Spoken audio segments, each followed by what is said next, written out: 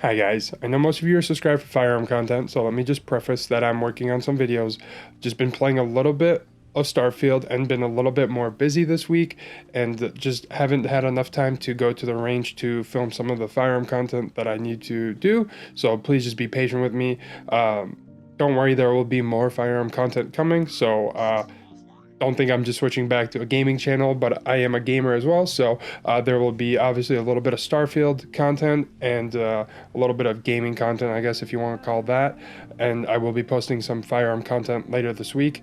I am just waiting for some things to kind of come in and some things I'm just excited, but I don't want to obviously spoil, so just please bear with me. However, I am working on the Lahar 30 because I have not done the review or a first really impression on the Aero Precision Lahar 30, so I'm excited to do that video and put that out. And now I have some more hosts to kind of compare that with, so I will be comparing that on my SBR that is a 12.5, and then we just have the Daniel at 18 inches, both 5.56, but it'll definitely give you a sound difference between, you know, cutting the barrel about 5.5 inches. So just wanted to kind of say that, and then obviously I will be making a video at some point about what suppressor I would pick, just if you could pick one on my SBR, if I would run with the K-Can or the regular Lahar 30. So those are some projects that I'm going to be working on, and then as I mentioned before, I do have one more item coming in which I'm very excited about, and there isn't a lot of reviews or YouTube content on this product, so definitely very happy that I could work out something to get this item a little bit early. So let's get to talking about Starfield now. Okay, let's get into talking about Starfield. So before I do obviously get into talking about Starfield and stuff like that, I want to just say that this is hopefully not going to have any spoilers, and I'll do my best to avoid it.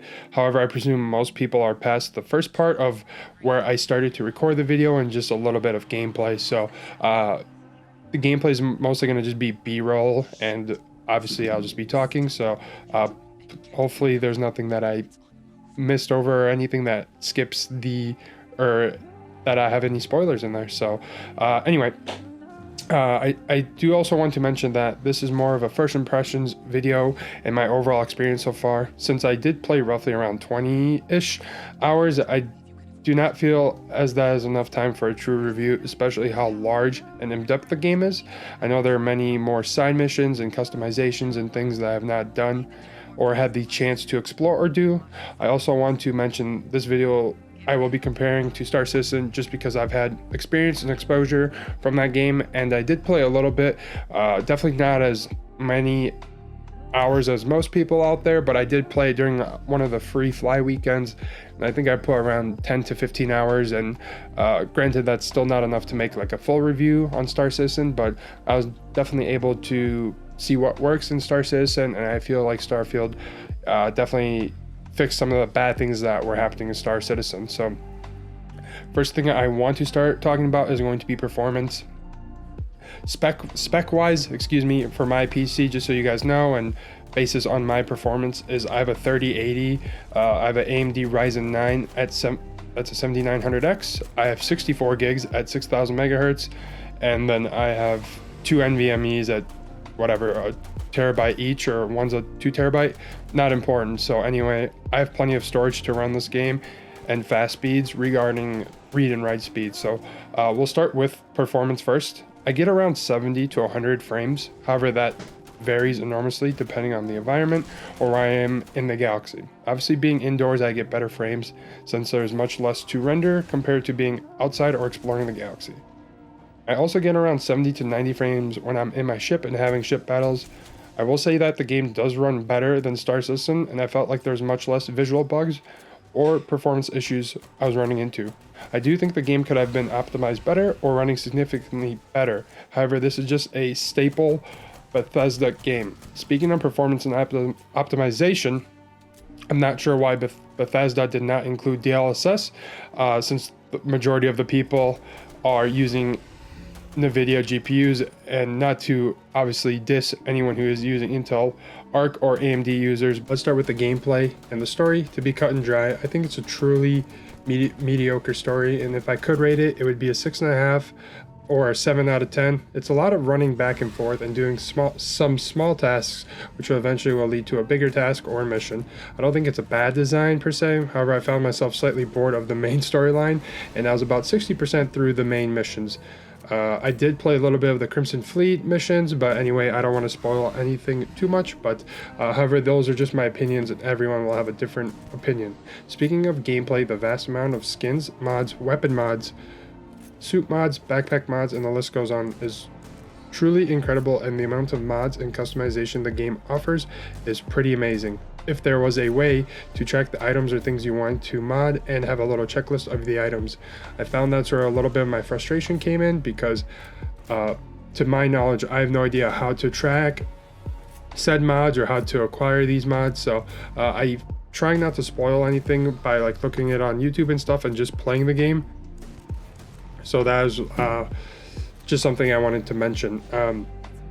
I'm going to be comparing Bethesda now to a little bit of Star Citizen, just because I have a little bit of exposure from it. But one big thing I really liked from Starfield compared to Star Citizen was the fast traveling, and the fast traveling from map to map or planet to planet. And I'll tell you why.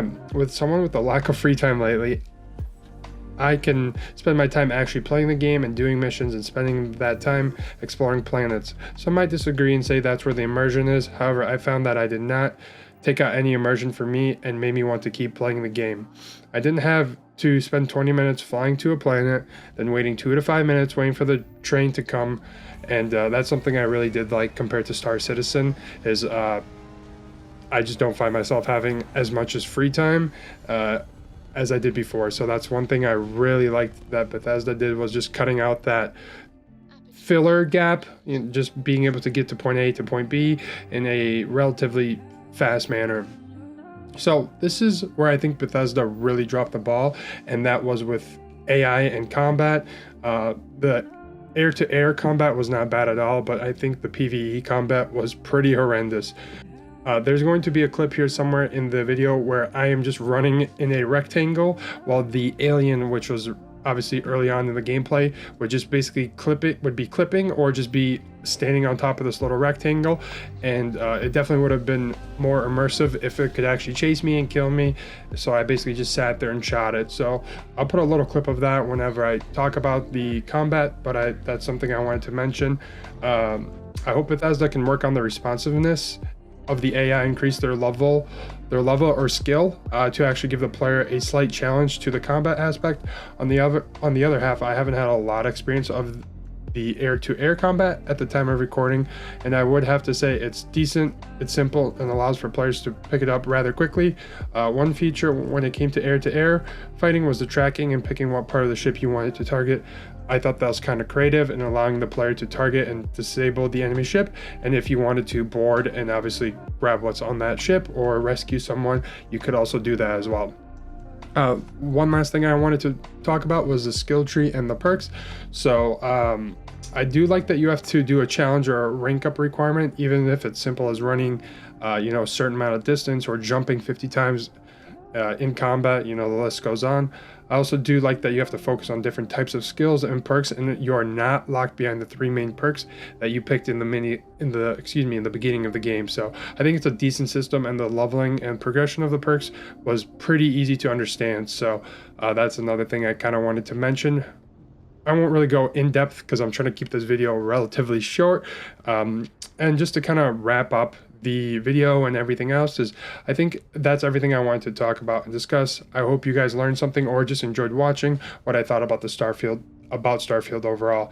Like I did mention in the start of the video, this is not a full review, just because I do not have enough playtime since this game is huge. However, I wanted to let you guys know my first impressions and thoughts while putting a good amount of time into the game. I will be doing another game review here in the next 2 weeks when Payday 3 comes out. So as always, I truly appreciate all your guys' support, and if you did enjoy some gaming videos, consider dropping a like and a comment on what has been your favorite part of Starfield and your favorite part about Starfield if you have been playing.